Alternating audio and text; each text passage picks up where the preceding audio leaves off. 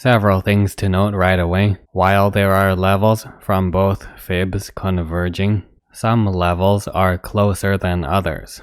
The zone marked in purple is a range where two levels are not as close as the others.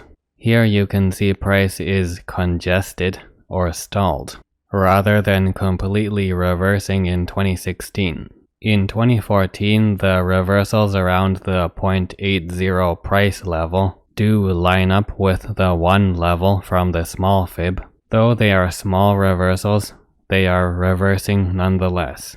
Later, in mid-2016, price returned back to the 0.80 price range and reversed off resistance again, before finally breaking through this level in late June 2016 with a large price movement. Normally, when the ranges between the combined large and small fib is closer, there will be areas where reversals are more likely to occur, and these reversals are usually larger. We can see this with the reversals in the narrower zone marked in yellow. The wider zone marked in purple still resisted and supported price, but price was stalled or congested rather than completely reversing, like in the narrower yellow zones. We also see with the zone formed by the 0.618 small fib level at 0.7597 and the 0.382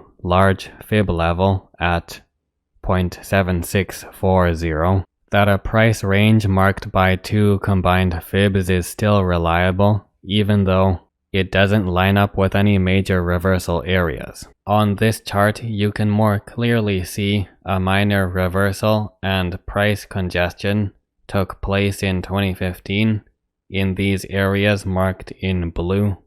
Though minor, the small price congestion and minor reversal are enough to add the additional confirmation that this area had demonstrated features of support and resistance in the recent past. From these examples, we can see fibs and price action don't always follow theory and concepts down to the smallest detail. Sometimes the combined fib levels form a range that isn't as narrow as we would like.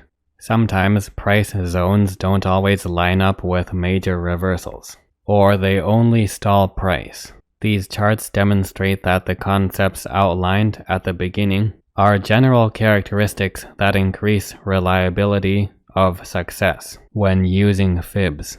Again, nothing is ever a complete guarantee. These methods merely identify areas where support and resistance are likely to occur. As you have seen, they usually reveal the areas where reversals will take place. But a minority of the time, this isn't always the case. And another note about large fibs, you can see the characteristic of large fibs not covering all reversals in previous examples. Price does stall and reverse at the large 0.786 level. However, the two reversals in the upper 0.80s range were not identified by any fib levels.